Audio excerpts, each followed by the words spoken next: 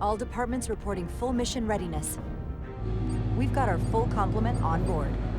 This is my favorite moment, right now. The start of a new mission is always full of possibility. The Orion Syndicate could sell it as a drug. Don't let the Admiralty hear you say that.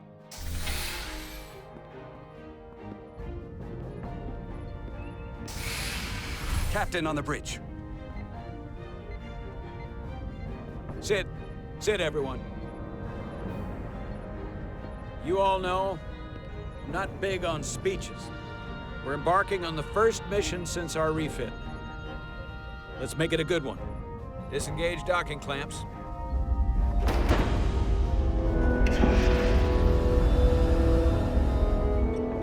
Docking clamps released.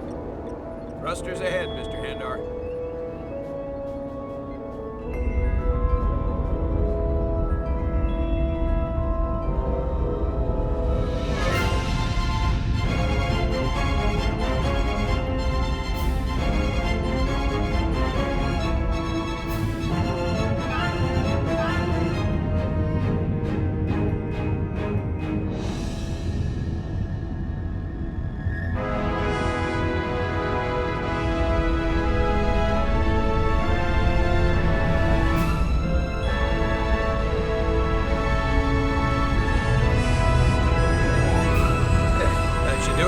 Set a course for the Otari system.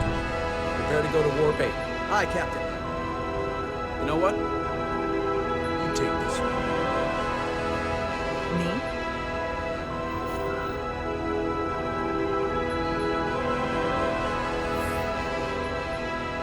Engage.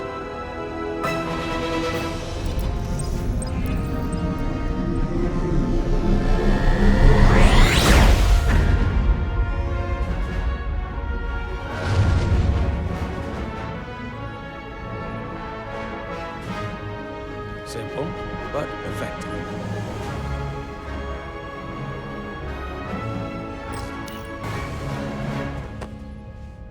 Easy. Thank you. I'm fine. Really, You don't look so good.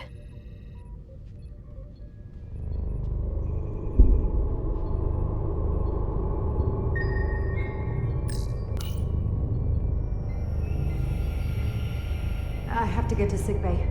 Go.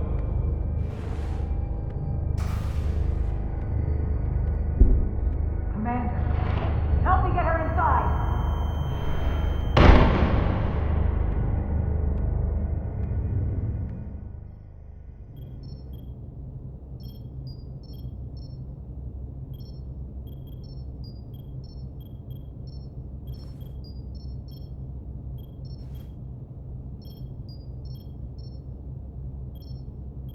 Well, that was quite a scare. A few minutes more and it would have been one of the shortest tenures on record for a first officer. Is that the engineer that was out on the hull? That storm did a real number on him, but he'll live. Just needs rest. You should worry about yourself.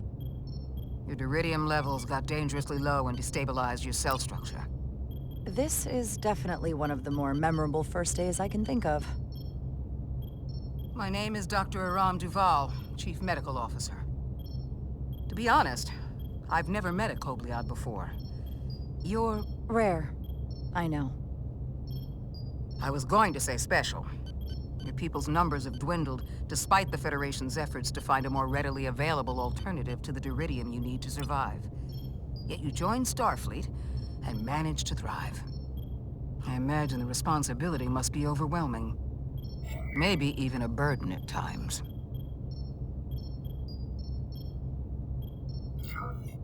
It does make me unique, but it's not a burden at all.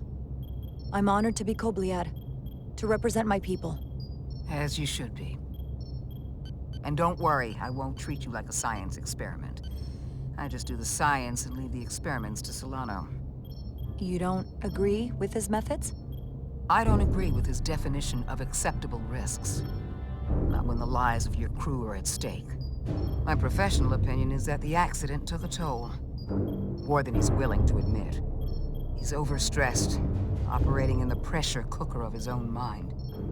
which is never a good headspace when the lives of your crew are at stake. What concerns me is that now he's even further away from the thing he's been chasing his entire career. The breakthrough discovery, the major innovation, something he can put his name on. But the more the time passes and the further out of reach it gets, the more risk he'll be willing to take. I hear you. But that's my job, isn't it? To make sure that doesn't happen. And we don't lose sight of the bigger picture. Which is exactly why I'm so glad you're here. We need you now more than ever. And I have to give you credit for what happened on the bridge. It took guts to defy a direct order. I guess word travels fast around here. It's a small ship, and everyone's curious about the new XO. Fortunately, your cell structure's almost completely stabilized. And I'll spare us both the lecture, but I do feel it's my responsibility to remind you, without regular infusions of Duridium, you will not live. It's as simple as that. Understood. Then, my work here is done.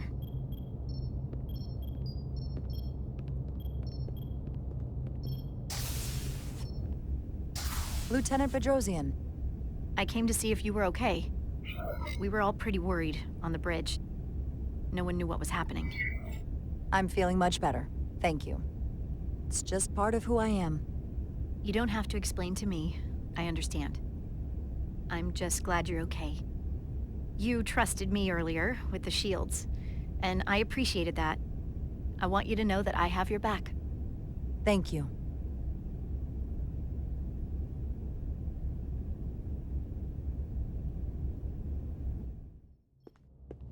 Now, Carter, the emissions that gave you that burn are quite unusual, like everything else that goes with this storm. That's the combination of hyronalin and lectrazine to counter the radiation effects. That should help speed your healing. She's come by a couple of times to see you already. Be brief. It's good to see you awake again. I was starting to get worried. Not that you aren't in good hands with Dr. Duvall. You did take one hell of a shot, though. So, be honest. How bad do I look? You look... rugged. Rugged? Okay, how about heroic? Millie was looking in on you too, by the way. But since it's just us right now, I had a chance to think about this while I was away. And I thought it was important that I just come out and tell you. Instead of tiptoeing around it. Or worse, leaving it unsaid. It's okay, Miranda. You can tell me anything. I know that. Then come on. Just spit it out. I'm trying. Let me talk. What I'm trying to say is, we've been really good friends for a long time. But I got back here and I couldn't ignore it anymore. I want to see if there's more between us than just being friends. This is all kind of unexpected.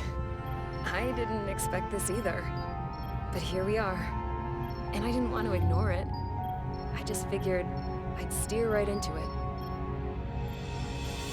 Well, what do you think? I've been about as direct as I can stomach. You can do that too. Be direct with me. I think we should just keep things the way they are. You're one of my best friends, and you mean so much to me, and I don't want to risk losing that. I really don't. I understand. Sorry to interrupt, but the patient needs to rest if he wants to get back to his old self. Of course.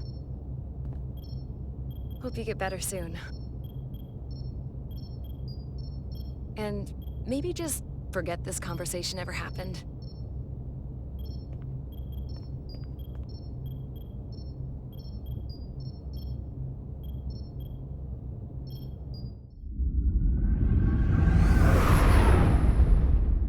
Approaching the rendezvous point outside Atari space. Helm, bring us out of warp. Dropping to impulse. Ionic interference surging, Captain.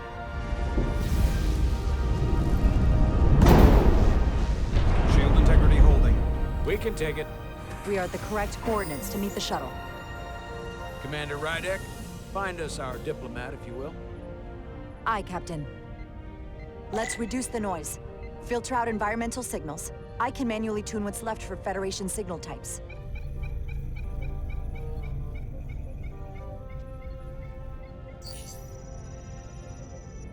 I've located the shuttle. Opening comms. On screen. Shuttle to Resolute. Shuttle to Resolute. Debris field. Lost maneuvering. Losing. I can't get it any clearer. We won't get a transporter lock. It's just not happening. Power up the tractor beam. We'll pull them directly into the docking bay.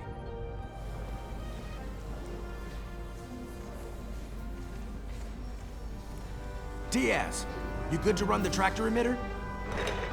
Yes, sir. You sure?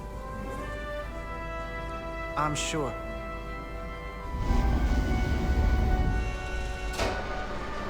Come on, Diaz.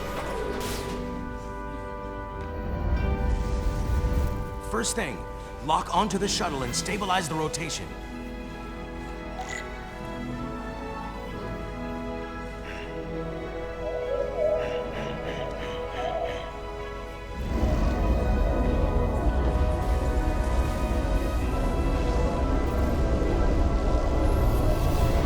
We're pulling in debris. I'm on it.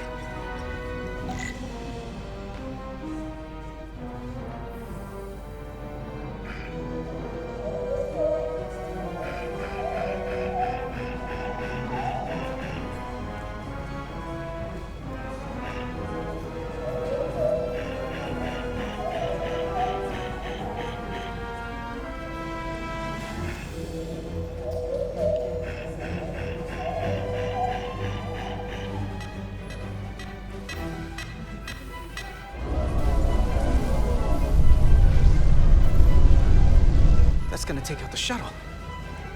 Diaz, the bridge. There's a large piece of debris headed for the shuttle. The tractor beam can't handle it.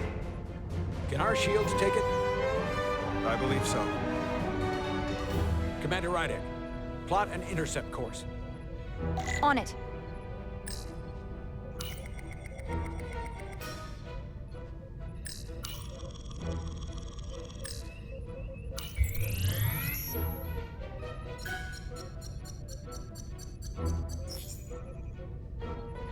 Here we go. Maneuvering thrusters bearing 53 Mark 17, 200 meters on an intercept course. Maneuvering.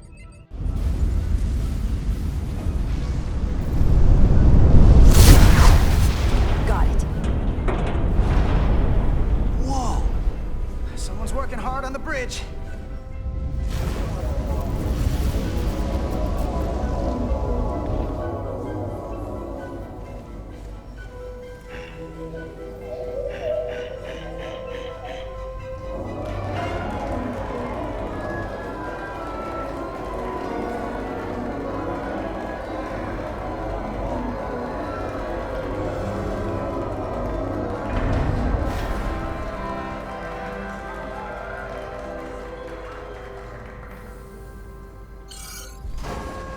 We got the shuttlecraft on board.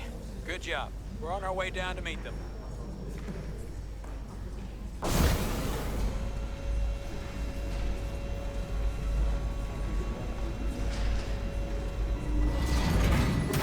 Terra firma, so to speak. Ambassador Spock.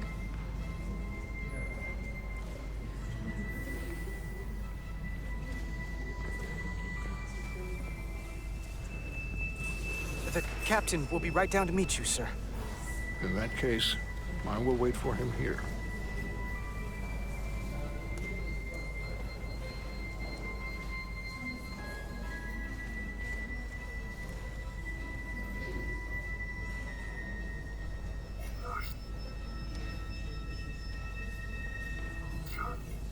Apologies for the landing, Ambassador. I was operating the tractor beam, sir. I take responsibility. Our arrival was the smoothest part of our journey. Your artistry with a tractor beam is commendable. We thought we were prepared for our arrival in Hotari space, but it is evident my craft was not sufficiently robust for such intense ionic activity. The storm has been pretty intense. There was an element that was most unusual. Before you came to our aid, our maneuvering thrusters and impulse engines were rendered inoperable. So we attempted a short traversal at warp speed, only to find that we could not achieve warp at all, even though our diagnostics computer showed no faults or anomalies. What do you make of that? When all indications say that warp speed is possible, but in practice, we find it is not. Well, this storm is one of the strangest phenomena we've ever encountered. It's disrupted other systems. Who knows what it might do to a warp drive? Yes, it would seem further investigation is called for. Take readings, run some additional diagnostic checks, and we'll get to the bottom of this. Quite logical. Petty Officer... Carter Diaz. Sir. Thank you. Ambassador Spock. Excuse me. I'm honored to have you aboard. I'd like to get right to it. We're already behind.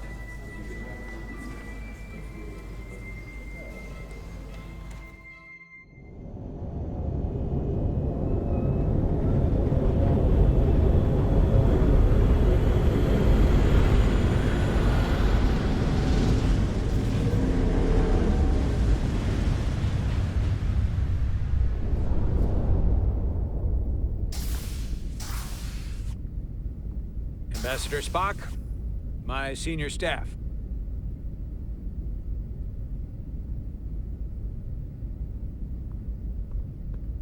It's not every day that a captain gets to welcome a Starfleet legend aboard. You flatter me, Captain Solano. But legend implies the past tense, whereas I am very much focused on our present circumstances. I didn't mean to suggest you were stuck in the past. You're right, Ambassador. Not the most diplomatic choice of words. You are a legend, Ambassador. There's not an officer in Starfleet that doesn't know of your career. I would never assume that to be the case. We were hoping you could fill us in on the details. We got the basics from Starfleet. Two formerly peaceful neighbors are now on the brink of war. Indeed, and the tension between them grows fiercer by the hour.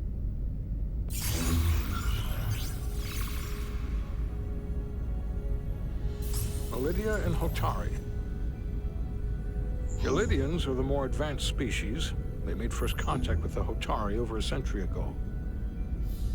This is Tau, the Hotari moon. It is rich in dilithium, and for decades, the Hotari and the Lydians have shared a mining operation there. The Lydians provide the technological resources, while the Hotari have served as the labor force. The stability of that arrangement was the source of their peace. Until recently.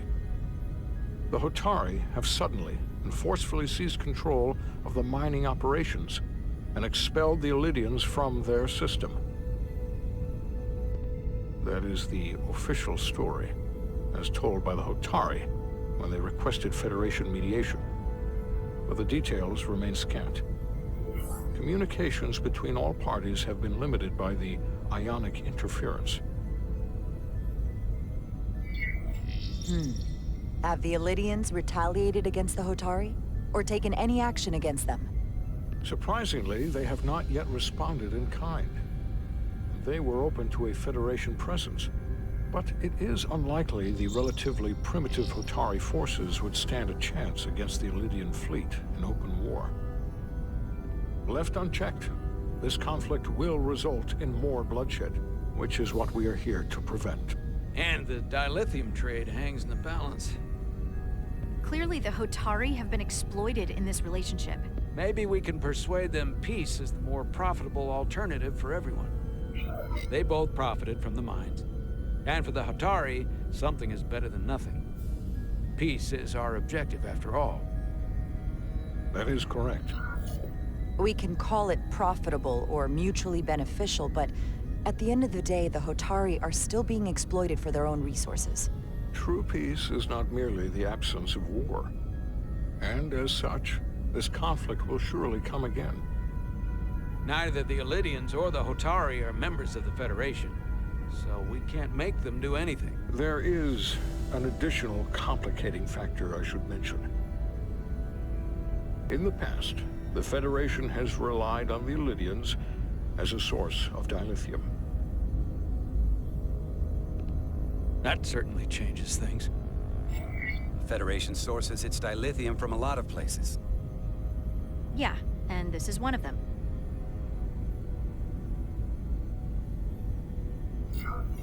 So we've already played a part in this. Unfortunately, that is indeed the case, Commander Rydek. We're morally obligated to make this right. Hold on.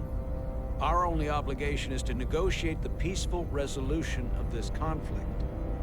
Given the Federation's involvement in the Illidium dilithium trade, Captain Solano and I must make every effort to appear neutral in these negotiations. What worries me is if this whole thing unravels, and we're at the mercy of the storm at less than full strength. We can't let it come to that.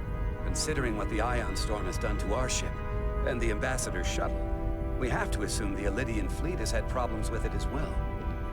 This recent surge in the energy disturbance temporarily levels the playing field. Commander Westbrook is correct. The energy anomalies around the Hotari systems have been noted in the past. But they have never been observed on the orders of magnitude we have seen in recent weeks. If it's keeping the two sides talking instead of shooting at each other, that actually helps us negotiate a peace. And we'll take advantage of that as long as it works in our favor. And when it doesn't? All the more reason to learn as much about it as we can while we are here. We do not want to be caught unprepared, should the energy anomaly continue to fluctuate. So I trust we understand our circumstances. We're operating on a strict timetable here, and we're going to be leaving for the negotiations shortly. Commander Westbrook, I want you to leverage our systems to investigate the anomaly from here while we're gone. Aye, Captain. Thank you all. Dismissed. I want to speak to both of you privately.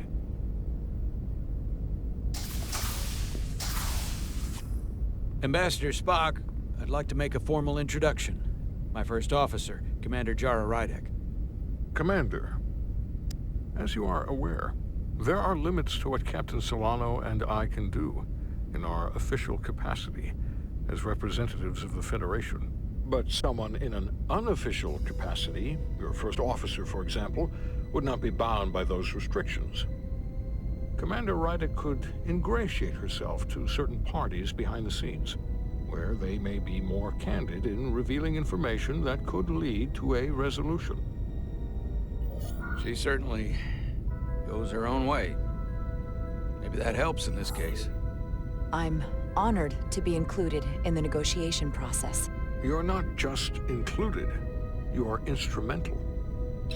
Well, I hope Commander Rydek will have more luck finding out what really happened than we will through official diplomatic channels.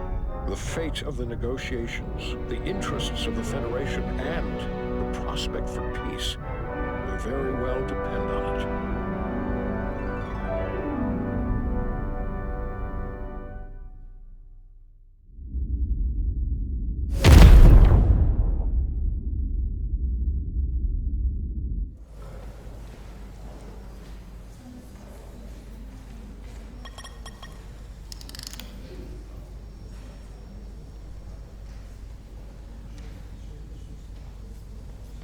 Mr. Diaz, I understand you have already discussed the warp drive failure with Ambassador Spock? I have. It is imperative that the Ambassador's shuttle be flight ready. I need you both to ascertain the root cause of the system failures he encountered. I'm surprised, Commander. I thought you would have wanted to work on Ambassador Spock's shuttle yourself. I respect the Ambassador and his many accomplishments, but I do not derive any satisfaction from interacting with his shuttle as if it were somehow transubstantiated through its association with him. Especially when I have the entirety of this starship to concern myself with. I am not the chief engineer of this shuttlecraft. When you look at it logically, yes, it is just a shuttle. No different than any of the others. There is plenty that is different about it, and that is what you are to investigate. But please limit your findings to observable scientific phenomena. We'll try to restrain ourselves. Then I will leave you to it. Make note of any abnormalities in your report. Carry on.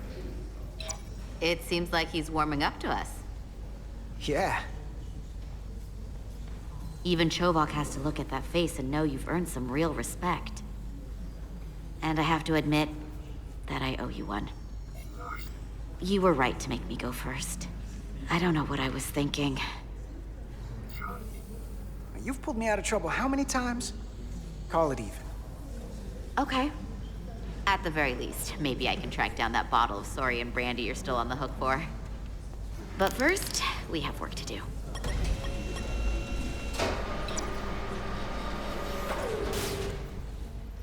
Ready to go? All set. Let's run the diagnostic.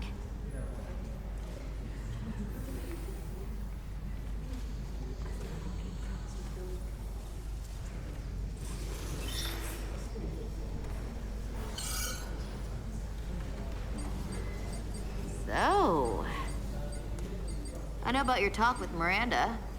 You do? She sent me a Priority 1 dispatch right after your conversation. Knowing you two as well as I do, I thought you'd jump at the chance to, take it to the next level. Why'd you tell her you just wanted to be friends? I was surprised to hear that. I mean, we already know you like her. Not that far off to like her like that. I was pretty damn surprised myself. I didn't expect her to say that, and I wasn't ready to take the next step. A word of caution, Carter. If you've been thinking about it, and now you have it in your head that you can walk it back, don't. An honest answer is one thing. You can move on and stay friends. But if you start playing hot and cold, toying with her emotions, you're gonna lose two friends.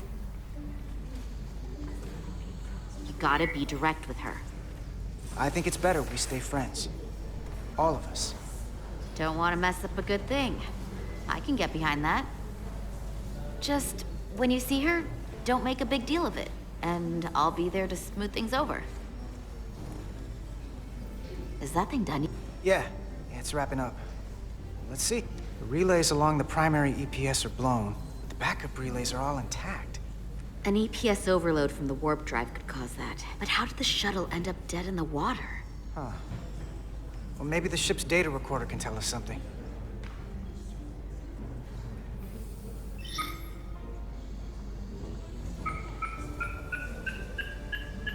Here.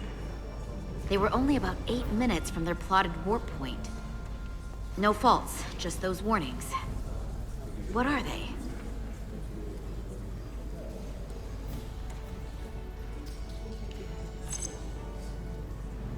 There was a complete warp cascade failure. Wow. They're lucky the shuttle didn't turn inside out. Makes me think the computer panicked on the warp field equation.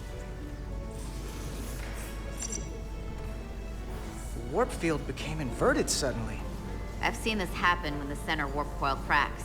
A cracked warp coil throws a fault code. Still, we should take a look.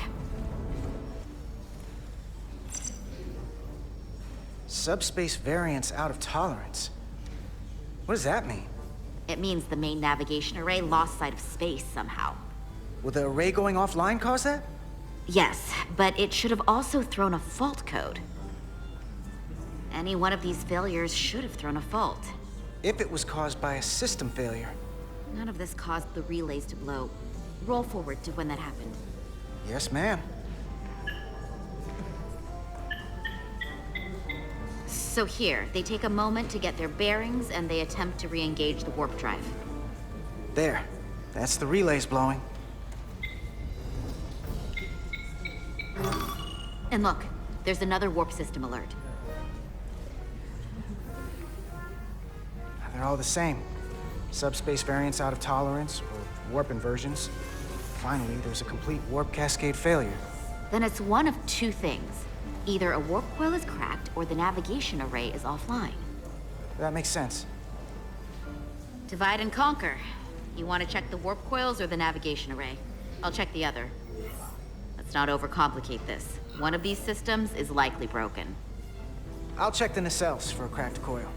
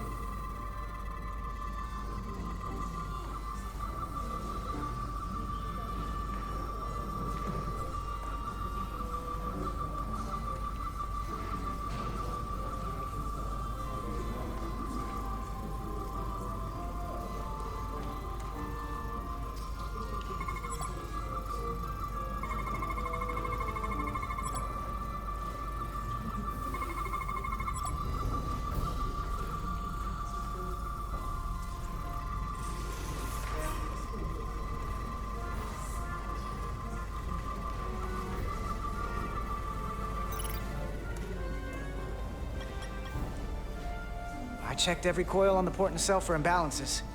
If any coil in either engine were cracked, I would have detected it. So, it must be the navigation array. Except it's not. Checked and double-checked. Well, the readings don't lie. Here comes the security detail for the way team.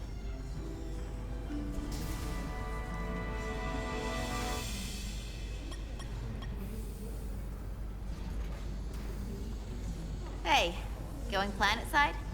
Yep, as soon as the negotiating team comes down from the bridge. Apparently, we don't get to leave just because I'm ready. Should be an interesting ride down to the surface. I'm not looking for a repeat of whatever went down here. Yeah, we're still trying to figure that out. How dare they keep you waiting? Don't they know who you are?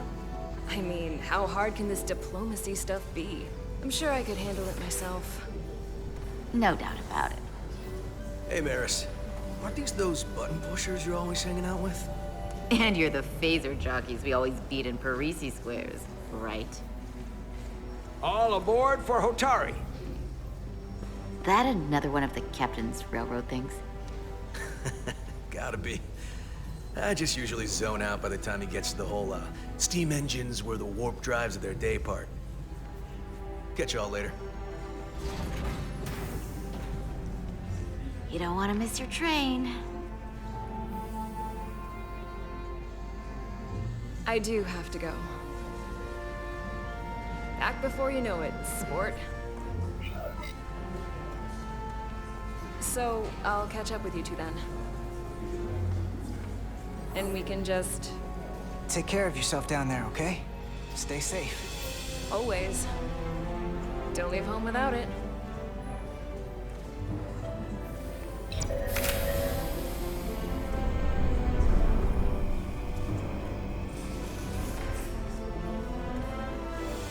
That went well enough. It'll be fine. All right, where were we? So, the warp coils in the navigation array are fine, but the nav computer doesn't seem to think so. I'm out of ideas short of field stripping the shuttle from bow to stern. You wanna take this out of the shuttle and throw it on the bench? Oh, real hands-on maintenance. I like it. Okay, the nav computer is patched into the ship. The ship's computer can double-check our work. If the shuttle's nav computer's putting out false data, we'll know it. Let's run through the shuttle's logs again. Running now.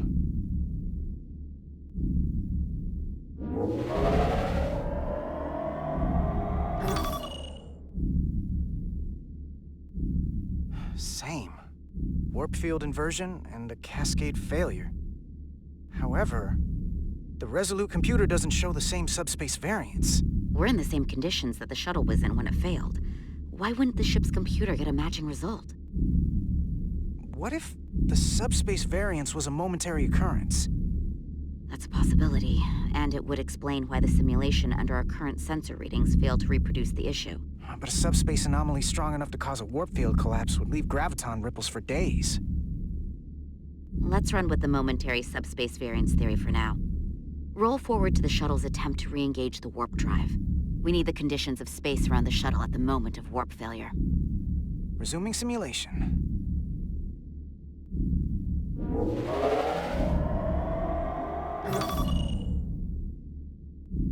Error in warp field calculation. Cochrane formula variables are out of range. That right there. Take the shuttle sensor data from that moment. Computer, why did the warp field calculation fail? Warp field pressure returned non-orthogonal. Results are undefined. That doesn't help. Wait, what if we use a different ship? Put the Resolute into the simulation instead of the shuttle. Yeah, it should warp just fine. Unless... Computer, run the simulation with the Resolute. Resolute simulated. Computer, give me manual control on the warp power. Static field intensity, warp 1.1. 1.2. 3. Warp pressure is destabilizing. Error in warp field calculation. The warp drive has experienced a system-wide cascade failure. Warp field collapsed. Subspace variance is out of tolerance. Cochrane formula results are undefined. Bingo. What-o? The same moment when the shuttle failed to warp, so did the ship. Whatever happened to the shuttle just happened to us. The Resolute will not sustain warp. We can't leave Hotari space.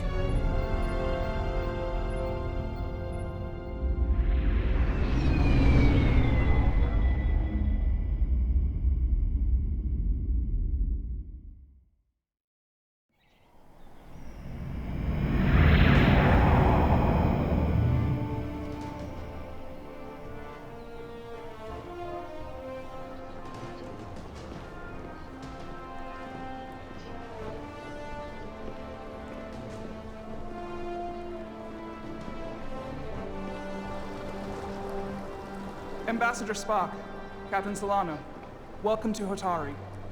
We are honored you've come. My name is Tylos Altaris, Minister of Diplomatic Affairs.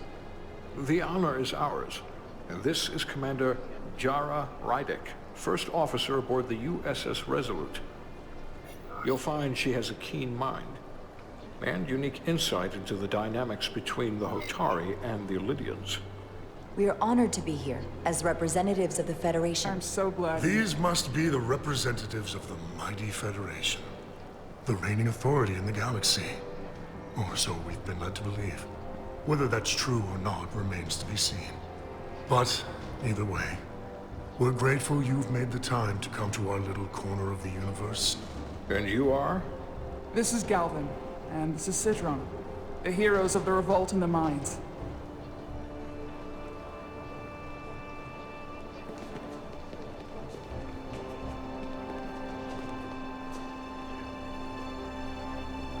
Let's hope this is the last time we ever have to come here. If you'll excuse me.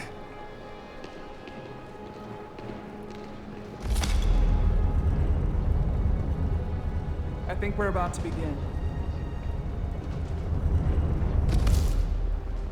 Did you hear the arrogance from that guy?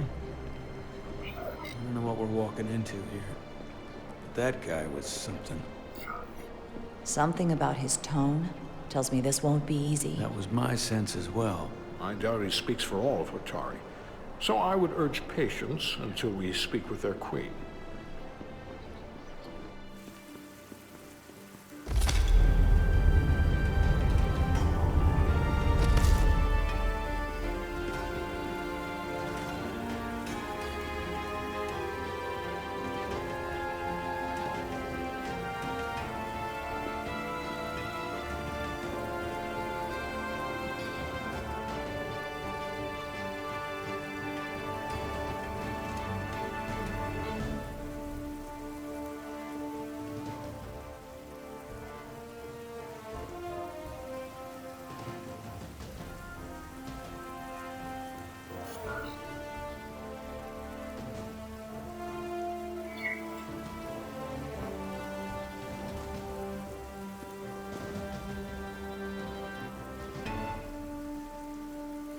Ambassador Spock, welcome to Holtari Prime. The honor is mine, Your Majesty.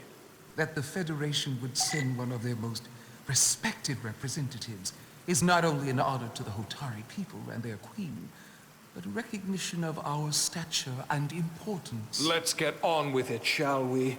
With all due respect to the Federation and their ambassador, they have no authority here. We are not members of their alliance. We are not subject to their rule, nor yours.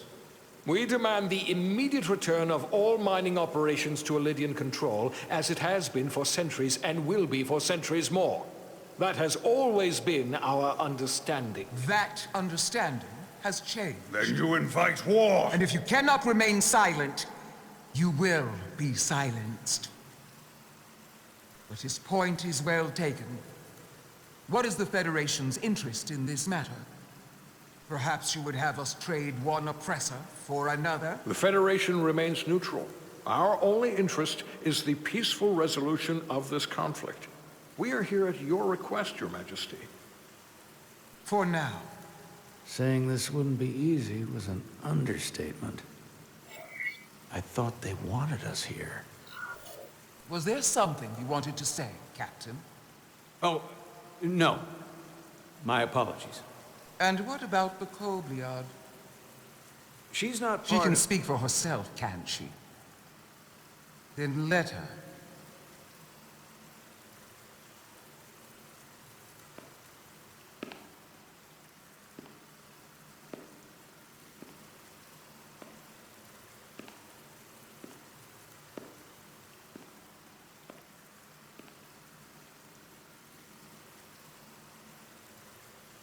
Now then, one should know their place. What you might be somewhere else is not what you are here. Which is standing before a queen. And a queen deserves respect. A bow is not too much to ask. Is Holtari Prime, heart of the Holtari system. My name is Commander Jara Rydek, Your Majesty. I prefer to be called by my name, not my species. Then I suppose that makes us even. Commander Rydek. You are Kobliad. Your people suffered brutal treatment at the hands of the Cardassians. Their injustice towards the Kobliad is as unimaginable as it is unforgivable. Not unlike how we have been treated by the Elydians. As much as they'd have you believe they are the victims here, remember it was the Hotari who attacked us. Hundreds of innocent Elydians were slaughtered without mercy in those mines. The blood is on their hands, not ours. Quiet! If after all the Kobliad suffered, you finally had the chance to right that wrong, to get out from under their control, would you take it? Or would you negotiate a peace?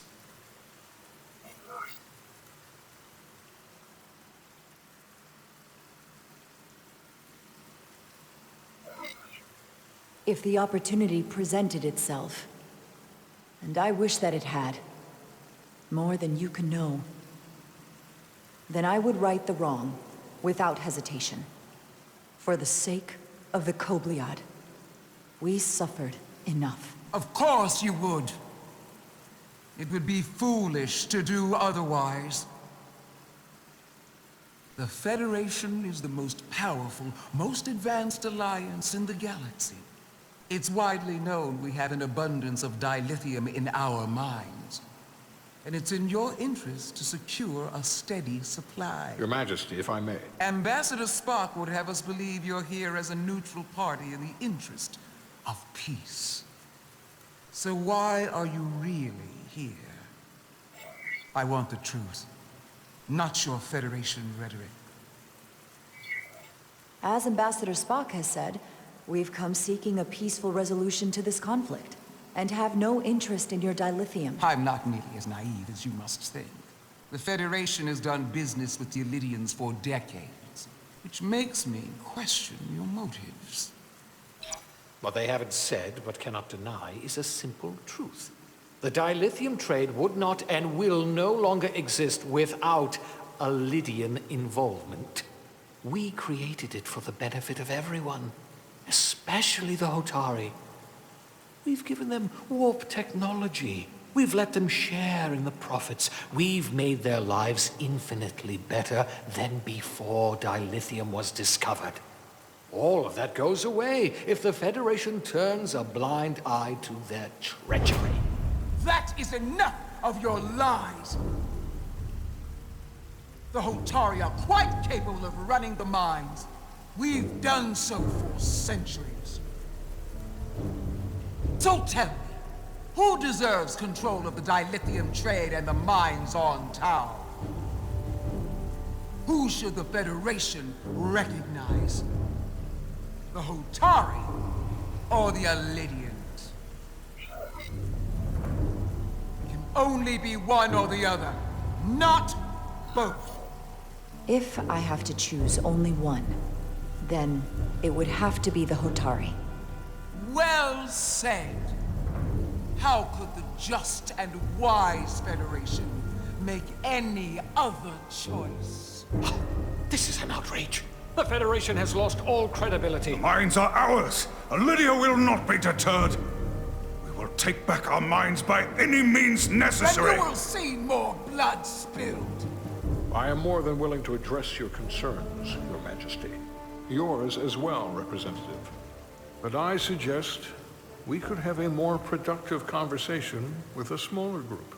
Perhaps only the most essential representatives.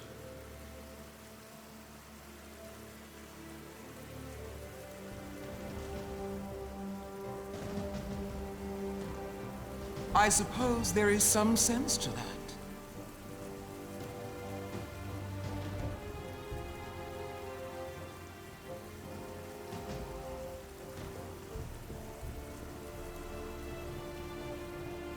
I hope we meet again, Jara Ryder.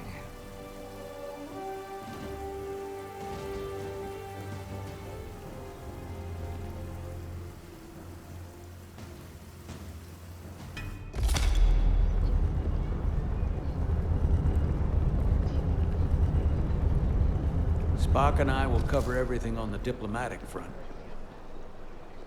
You make nice with the locals and see if you can get some answers. We need to find out why the Hotari are so willing to risk war. What happened in those mines?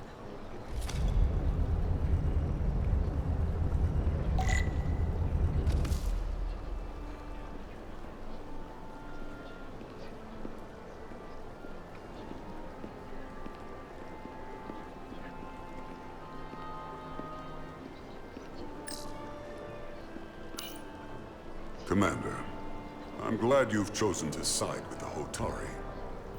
I knew the Federation would see through the Illydians' baseless claims and protect the interests of my people. The Hotari have suffered enough at the hands of the Illydians. I couldn't agree more. I assume you were there the day the mines were seized from the Illydians. Not seized. Reclaimed. And restored to their rightful owners. Yes, I was there. We had to be decisive. Before the Illydians could even realize their worst nightmares upon them. Did you have help from someone else? Hotari stands alone against the Illydian forces. We don't need help from anyone. They respect one thing above all else, and that is force.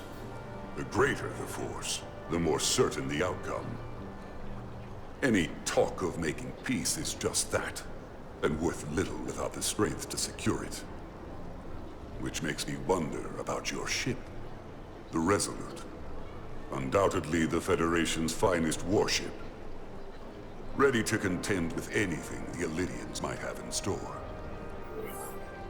Or is that not true? Maybe I've misjudged it.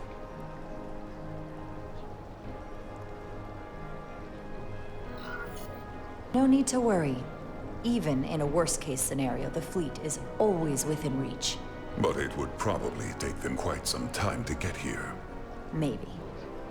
Or we might have other ships in the sector. Of course. Sidron. A pleasure meeting you, Commander. I'm sure we'll cross paths again.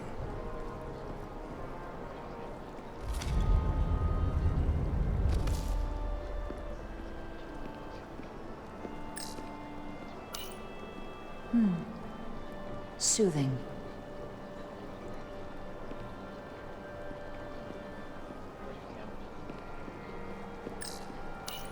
Commander Rydek, I'm encouraged to see the Federation supporting my people. I'm afraid of what might happen without your help.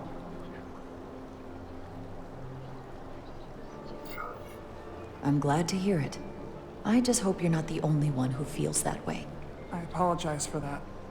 These are unusual times, to say the least. Much is changing. I saw you speaking with Sidron, our national hero. I'm curious, what did he say? He seems to be of the opinion that negotiating for peace is a waste of time. Because force is the only blunt instrument he understands. He's a miner, not a diplomat.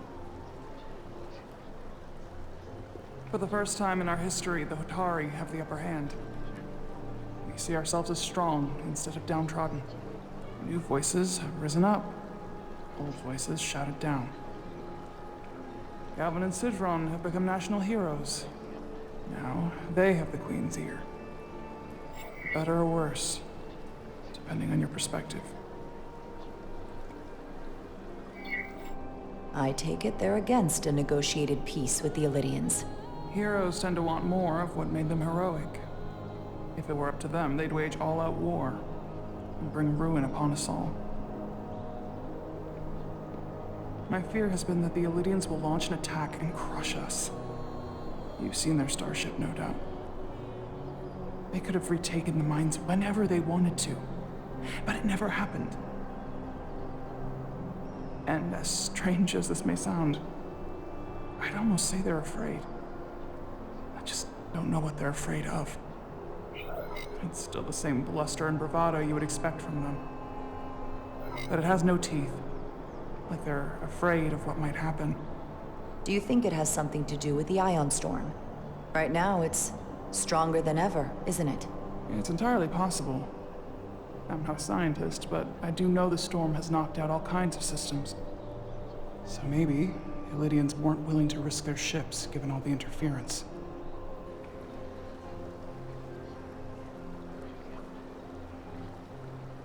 Since the day of the revolt, Galvin has seized control of the mines and restricted all access. No one's allowed without his personal authorization. And they've taken over a section of the palace with just as much secrecy and security.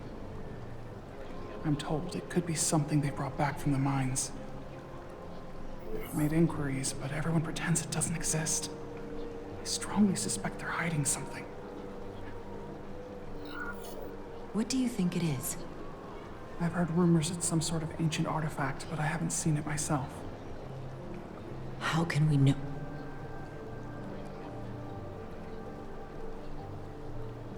I'd better see what's happening. Do you think you can find out what they're hiding? I need to see proof of something before I can make my case to the Federation. I can try, but even if I found it, I might not know what to make of it. Take this. You can use it to capture whatever you find, and then send it to me.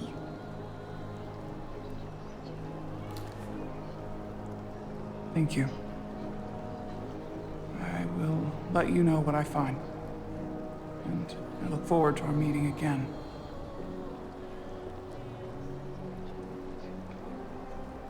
Sorry, I couldn't help but notice you were speaking with the Hotari this whole time. I figured in the interest of fairness, I should offer another perspective.